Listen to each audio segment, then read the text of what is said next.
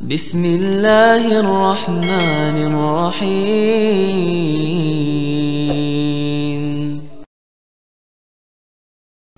Allah berulang kali di dalam Al-Quranul Karim memanggil orang-orang yang sudah beriman. Allah panggil, ya ayyuhalladzina amanu, ya ayyuhalladzina amanu. Tapi ternyata banyak di antara kita yang tidak mengindahkan panggilan Allah Jalla Jalaluh. Kita lebih mendengar bisikan nafsu kita. Allah perintahkan agar kita bertakwa dengan sebenar-benarnya takwa. Bukan hanya ngomong doang bertakwa. Tapi tatkala dilihat dari perbuatan, dari ucapan dan perkataan jauh dari nilai-nilai takwa. Jamaah rahimakumullah, Allah mengatakan wala tamutunna illa wa antum muslimun. Kalian jangan mati kecuali dalam kondisi Islam. Itu pesan Allah agar kita menjaga iman ini sampai ajal menjemput kita. Ma'asyiral muslimin rahimakumullah. Ada satu perkara yang selalu menjadi penyebab kegundahan manusia, galau jiwanya. Masalah apa? Masalah rizki. Kita tuh bingung, apalagi di masa pandemi, tatkala banyak orang-orang yang harus tutup usahanya, sebagian di PHK, sebagian tidak punya pekerjaan apa-apa. Kalau ditanya siapa pemberi rizki, maka dia akan menjawab Allah Jalla Jalaluh. Innallaha huwar razzaq dzul quwwatil matin. Tapi prakteknya tatkala kita melihat di lapangan, sebagian masih mencari rizki di tempat-tempat pesugihan. Masih ada. Sebagian masih melakukan ritual-ritual perdukunan agar warung dia rame, agar tempat usaha dia lancar. Katanya Allah pemberi rizki. Kenapa engkau pergi ke tempat-tempat seperti itu? Ahibati fillah, di muka bumi ini Allah telah menetapkan wa ma min dabbatin fil ardi illa 'ala Allahi rizquha.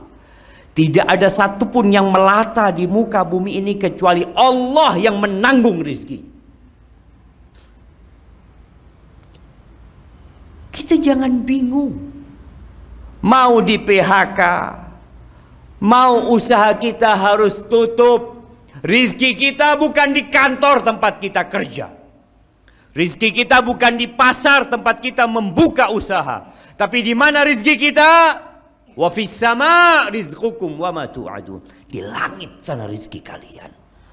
Dan apa yang dijanjikan kepada kalian. Jauh sebelum kita lahir di muka bumi ini. Tatkala kita berumur 120 hari. Kita nggak bisa berbuat apa-apa. Kata Nabi alaihi salatu wassalam, yursilullahu ilaihi malak.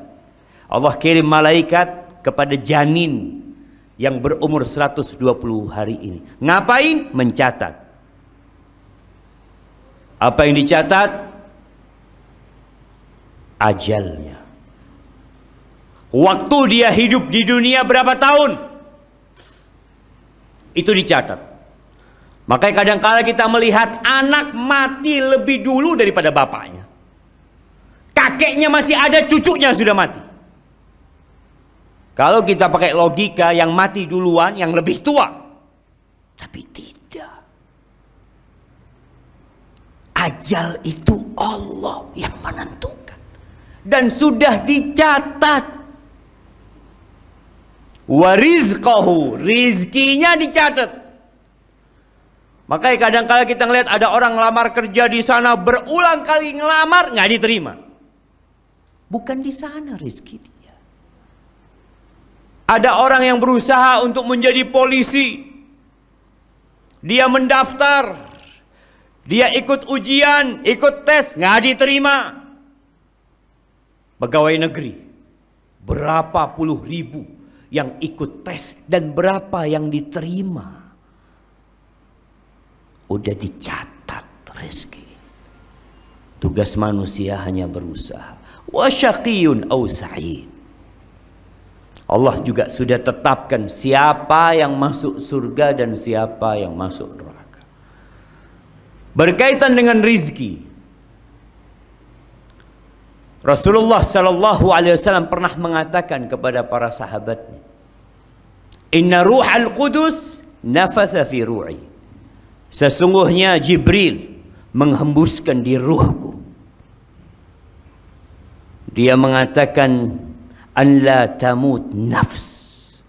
Nggak akan ada orang mati kecuali rizkinya sudah selesai. Antum lihat, ada orang punya harta 5 miliar, mati. Loh, bagaimana dengan 5 miliar? Bukan rezeki dia. Selesai rezeki dia. Kadangkala kita ini berpikir, rezeki kita tuh uang yang kita tumpuk, rumah yang kita miliki, kendaraan yang mewah. Rasul sallallahu alaihi wasallam mengatakan, yaqulu ibnu Adam, anak manusia mengatakan, mali, mali, ini milikku, itu milikku, yang itu punya aku, ini hartaku. Kata Nabi SAW, walaysa laka min malik, engkau tahu mana hartamu? Ma akalta, yang engkau makan, lalu jadi kotoran, tuh, itu milikmu. Wa ma labista fa ablait, yang kau pakai sampai usang itu hartamu. Wa ma tasaddaqta bihi fa abkait, yang engkau sedekahkan lalu engkau simpan itu milikmu. Terus rumah, kendaraan, usaha, fatarikuhu linnas, dia tinggalkan buat manusia, bukan punya dia. Maka ingat, kita nggak bakalan mati sampai rizki kita sempurna buat kita. Wala yahmilannakum istibta'u rizq, jangan sampai gara-gara rizkinya lambat datangnya, dia cari dengan cara yang haram. Kenapa kita ngelihat masih ada pencurian, masih ada perampokan, masih ada begal, masih ada yang melacurkan dirinya? Ada apa? Orang-orang itu kepingin keburu kaya. Dia merasa rizkinya kok lambat, dia tempuh jalan yang haram. Kata Nabi SAW, fa inna ma indallah, yang di sisi Allah itu nggak bisa diraih kecuali dengan yang diridhain Allah Azza wa Jalla, dengan ketaatan kepada Allah. Yang merasa rizkinya sempit, istighfar. Bukan hanya berpikir, saya kerja keras, saya sekolah tinggi. Berapa banyak yang lulus S2 nggak dapat pekerjaan, tapi hidup, berjalan di muka bumi, dia bisa makan. Maka lihat, pintu-pintu rizki itu bukan hanya bekerja, istighfar. Perbanyak istighfar. Bukan berangkat ke dukun kepingin lancar tokonya. Allah Azza wa Jalla mengatakan, faqultu astaghfiru rabbakum innahu kana ghaffara. Aku sampaikan kepada kaumku, kalian istighfar, kalian minta ampun sama Allah. Allah itu Maha Pengampun. Ahibati fillah, bumi ini milik Allah, kita juga milik Allah. Yang kasih rezeki itu Allah, bukan bukan bapak kita, bukan ibu kita.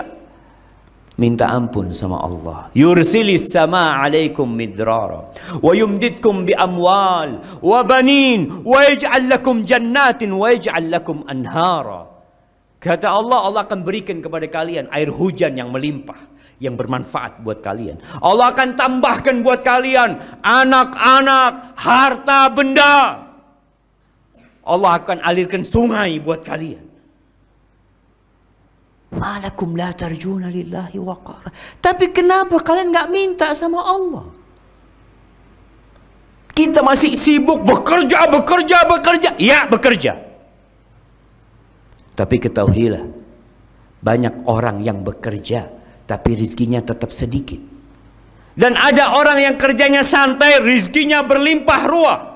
Siapa yang bagi rizki? Allah Azza wa Jal. Yang kafir Allah kasih rizki. Yang beriman Allah kasih rizki. Yang sholat di shaf pertama Allah kasih rizki. Yang nggak pernah sholat Allah kasih rizki. Karena pada hakikatnya dunia ini tidak lebih dari sayap nyamuk. Istighfar yang muslim, minta ampun sama Allah, bertawakal sama Allah, serahkan semuanya sama Allah. Ketika keluar rumah, apa yang kau katakan? Bismillah, tawakkaltu ala Allah, la haula wa la quwata illa billah. Jangan mengandalkan pekerjaanmu. Berapa banyak tadi yang kita sampaikan, orang di PHK, dia berharap anak kerja di tempat ini makmur sampai mati anak akan bekerja. Di PHK dia berhenti bekerja, lalu mengatakan, oh rizkiku terputus. Lah, yang kasih rizki bukan tempat kau kerja. Innallahu war-razzaq dzul quwwatil matin. Serahkan sama Allah. Nabi SAW mengatakan, "Law annakum tawakkaluna 'ala Allah haqqa tawakkuli." Kalau kalian tawakal kepada Allah dengan sebenar-benarnya tawakal, la razaqakum kama yarzuqut tayr. Allah akan kasih rezeki kepada kalian seperti Allah memberikan rezeki kepada burung. Kita lihat burung yang mungkin ada di depan rumah kita, bikin sarang dia. Burung emprit yang kita lihat, siapa yang kasih rezeki sama dia? Dia nggak punya kulkas di rumahnya. Dia tidak punya tabungan untuk hari esok. Allah kasih rezeki. La razaqakum kama yarzuqut tayr. Allah akan kasih rezeki kepada kalian sebagaimana Allah memberikan rezeki kepada burung. Taghdu khimasan wa taruhu bitana. Pagi keluar dari sarangnya lapar dia. Sore hari sudah kenyang. Masa kita kalah sama burung? Ahibati fillah, aqulu qawli hadha wa astaghfirullah li wa lakum wa lisairil mu'minin wal mu'minat fastaghfiruhu innahu huwal ghafurur rahim.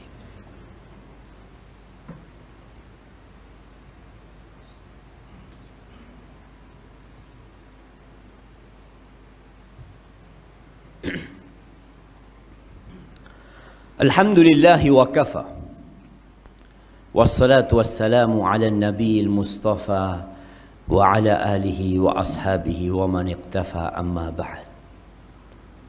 Ahibati fillah, tiap pagi Rasulullah sallallahu alaihi wasallam berdoa. Tiap pagi kita mengaku umatnya Nabi Muhammad sallallahu alaihi wasallam. Kita baca enggak nih doa? Beliau mengatakan, Allahumma inni as'aluka ilman nafi'an wa rizqan tayyiban wa amalan mutaqabbala. Beliau minta 3 perkara tiap hari, tiap pagi. Ya Allah, aku memohon kepadamu yang pertama, ilman nafi'an, ilmu yang bermanfaat. Ilmu yang mendekatkan diri kepada Allah. Ilmu yang membuat kita jadi takut sama Allah. Bukan hanya ilmu untuk cari dunia. Ilmu yang bermanfaat. Yang kedua, warizqan thayyiban. Minta rizki yang baik. Bukan yang banyak. Yang baik. Yang halal, yang berkah, yang bermanfaat buat anak-anak kita. Yang kalau dimakan, anak-anak jadi anak yang soleh. Berapa banyak anak-anak jadi berandalan karena orang tuanya tidak memikirkan halal haram. Yang penting makan. Nabi tidak meminta sembarang rizki, minta rizqan thayyiban. Yang ketiga, beliau minta amalan mutaqabbala, amalan yang diterima. Karena tidak semua orang sholat, sholatnya diterima. Tidak semua orang puasa, puasanya diterima. Apa semua yang berkorban diterima korbannya? Apakah semua yang haji mabrur hajinya? Bahkan Nabi SAW mengatakan, wa innar rajula la yusalli salata sittina salah. Ada orang yang sholat selama 60 tahun, walam tuqbal lahu sholat, satu pun sholatnya nggak diterima. Jangan asal-asalan beramal. Maka Nabi minta kepada Allah amalan mutaqabbala, amalan yang diterima ya Allah. Kemudian yang terakhir, kita ini hari Jumat.